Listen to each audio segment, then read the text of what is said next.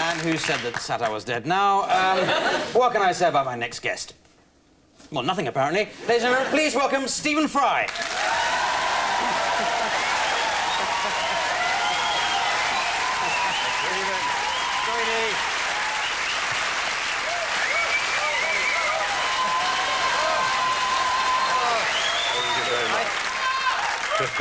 I thought they were all Jason Donovan fans, but they've all swung in your favour. And you got, what's that, Dundee on your chest? Yes, this is to celebrate my new job. I was elected rector of Dundee University. Oh, you're rector? Or are you just pleased to see me? That's a very high standard. Yeah. My rectal duties to continue. Yes. Nose-diving into the carnal, which seems to be a desire, include a lot of great excitement. It's a very thrilling thing, being rector of a Scottish university, and I'm rather pleased to wear the T-shirt. I was installed 2 weeks ago, exactly. Oh, right. I'm sure I couldn't be there. But what do you actually have to do? Is it just a titular thing, or do you actually have to do any... It's a perfectly ordinary word. As soon as Frankie Howard was gathered to God, you took up the mantle, yes, he left me his act in his will. Exactly. It's mostly titular. It's... It's even funnier when you say it. I'm a sort of cross between a sergeant major and a godmother and an uncle and a regimental goat, really. Yeah. Well, I can see you. Yeah. But it's exciting, and I have lots of little poppets that I have to look after, and I have to... their interests are my interests. Right. Automatically. OK, Except the Philatelic Society. Well, there's a million things you're doing as usual. This new film has just come out, Peter's Friends. You are Peter in that, aren't you? That's right, yeah. Yes. I was disappointed because I thought it was going to be about me. It would be Clive's friends, but I haven't got any friends, apparently. But did you enjoy doing that as a feature film? It was a very exciting thing to do, yes. I mean, it's a very peculiar thing. Films ought to be safer to do than television because if a film is not very good, no one goes to see it. So perhaps... occasionally 4,000 people have seen you in a real oven-ready Butterball Norfolk Trust turkey. Yes. Whereas if you do a television programme, which is absolutely disastrous... Yes. Yes, I know.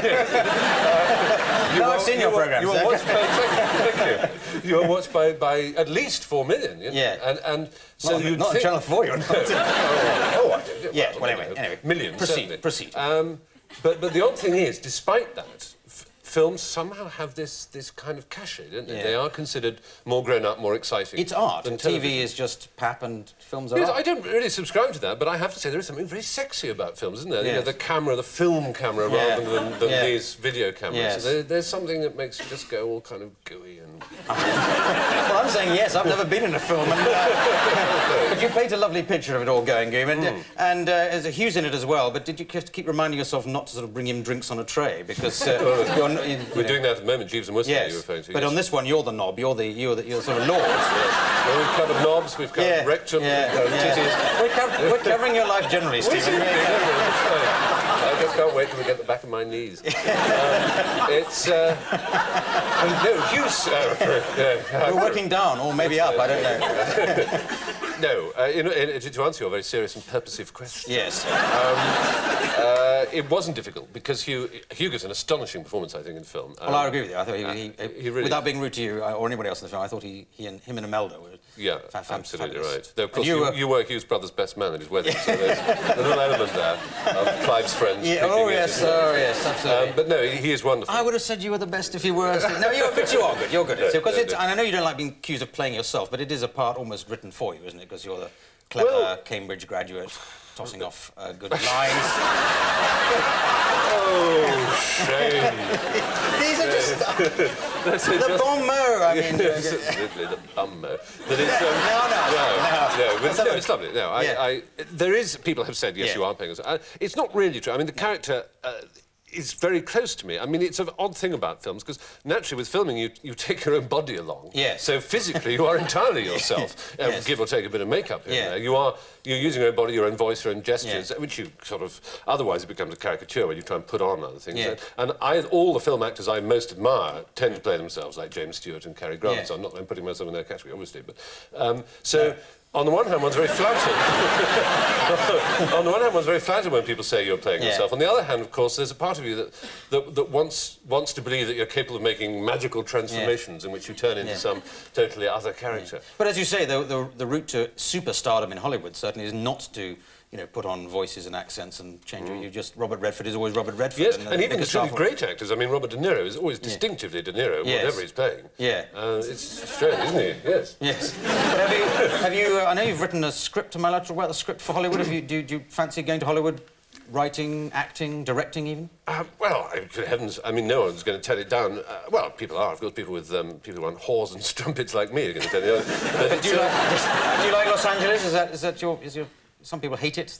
It's very odd about America. I mean, it's an exciting place to visit, there's no question. And what's odd is that it's so surprising. You and I know, everybody who's ever watched any television or read any books knows that Hollywood and Los Angeles are full of airheads who make vapid comments about the niceness of your day and so on. And how much they're already missing you and all these other famous remarks.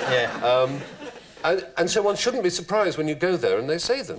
But you actually are. You go there and they go, "Hi, my name's Donald, I'm your valet Parker, and it's nice to see you today." And you are genuinely think, what the hell is this man doing?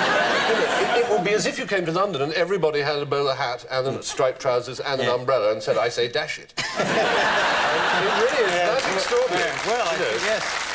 They conform to time very beautifully. Well, let's not talk about it's going to embarrass you. Let's talk about, you've got a book out called Paperweight, which is... It's not another novel following on The Liar. It's a collection of bits and bobs of writing, lots of bits and bobs of writing over the years. And there's a very helpful introduction that says... it's ideal lavatory reading. So I had to read it very quickly this week, so I had to go and get myself a case of dysentery and, to get through it. But I've done the odd little bit of comedy writing, little sort of humorous bits in newspapers. I must say there's nothing I've ever written I'd ever want to see again, let alone the public. Did you sort of come to any of them thinking, "Oh dear, I wish I could leave that one out"? Or... Yeah, and I did actually leave a lot out. I mean, it's strange. I mean, I remember you wrote for the Sunday Correspondent, didn't you? And I very well. It completely unconnectedly fell flat on its arse. Yes, indeed. Utterly failed. Well, I used to like your bits in The Listener before... That failed. Very good.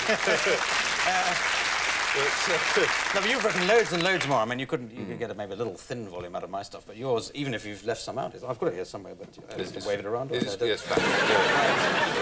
know. As I say in the introduction also, you know, it is really a sort of literary guacamole into which the reader may dip the tortilla chip of his or her curiosity. Yes, and there's so many things that you must be a bit of a workaholic. Do you ever have time for just sort of sitting back and doodling, or...? I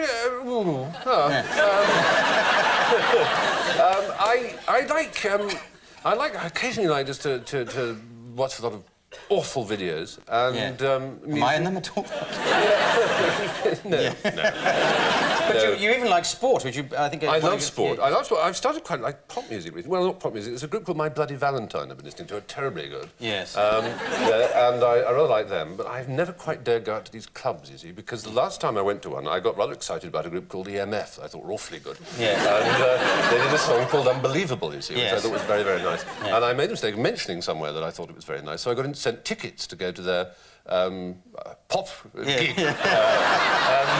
Well, that was lucky, then. You mentioned it, you got the tickets. At the town country, and I went along, unfortunately, wearing something like this. And I then discovered that in all these magazines, because they're quite young, like Smash Jackie and Hits, and there were photographs of me in this very tweed jacket, trying to dance with my eyes shut. How's the dance go? I looked such an arse. So embarrassing. So I have to... It's one of the problems of having a character that looks as if he stepped out of a 1930s novel, is that you can't get down and groove your funky bottom. Well, let's leave Stephen's funky bottom there. That's all we've got time for. Thank you very much, Stephen Fry. All right, we've got to move on. Oh, dear. Anyway, no more Clive Anderson. I know you want Nigel Lawson back, but